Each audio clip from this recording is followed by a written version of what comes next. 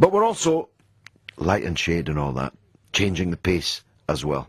Because we're going to talk to someone who's a celebrity psychologist and an ex-party planner to the Rolling Stones. Now, I'm guessing that they knew how to party.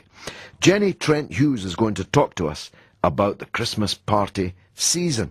The things people really look forward to at the office Christmas party are socialising with colleagues outside of the work environment, 35%, alcoholic drinks such as cocktails, 21%, 13% think the boss should be at the party to pay the bill when the tab runs out, and 23% have made a fool of themselves on the dance floor, and 1 in 10 have made a fool of themselves in other ways, either over the photocopier or, I don't know, under the desk.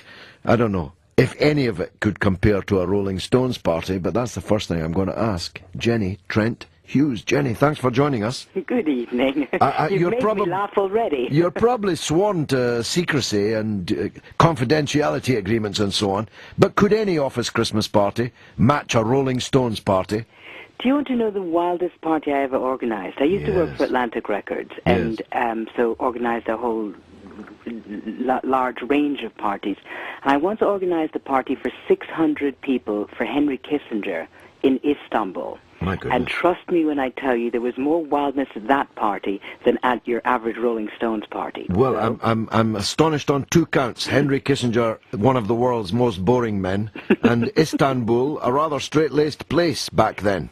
Yeah, well, there you go. It just goes to show you. You know, in a lot of ways, things that you expect to be straight-laced and normal quite often are the wildest things going. Well, there you are. Now, that leads me nicely into the second question. Is it the case that sitting around in offices for 364 days of the year, less holidays, are people in sober suits and soberly crouched over their computers, but underneath there's I don't know, a party animal just waiting to burst free at Christmas? Is that what happens? That's what I think happens, because when you take people who are like you and I, who sort of say what we want to say most of the time and act in the way that we want to act quite a lot of the time. There's no need for a party, no. Exactly. Every day is a party to us. To us brave souls, but to a lot of people, the sort of grey suit type of people who either have personalities or jobs that keep them quite to the straight and narrow, they look forward to once a year when they can just absolutely go berserk. Because I went around the country with the people from TGI Fridays interviewing 2,000 people saying, okay, what does a Christmas party mean to you? And I was absolutely shocked/horrified. A lot of people look at it as an opportunity to thump their boss or, have inappropriate knowledge of their That must have been Talk Sport that you were polling. I don't drink and I don't go to parties, so this is foreign territory to me. What are the biggest pratfalls, if you like? I mean, what are the worst things that people do at office parties? Well, one of the things that I've always counseled people about is it is an office party. Please don't lose sight of the word office, because actually it's a big old trap, because you hear party and then you bypass the word office and you think, oh, it's an excuse to just go wild and do whatever I want.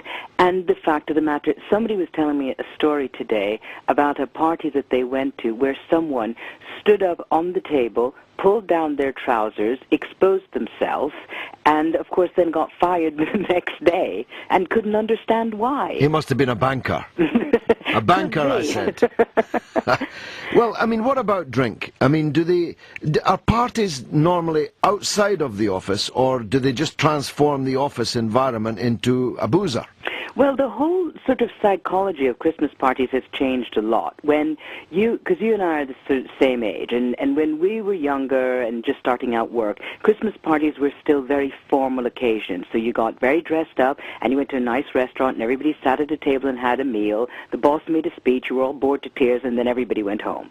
And now it's not like that. So they tend to have them in pubs or restaurants. There's loud music, there's alcohol, the girls are in stilettos, the guys are in jeans. It's a whole different kind of atmosphere. And that makes it more fun in a lot of ways, but there are more pitfalls.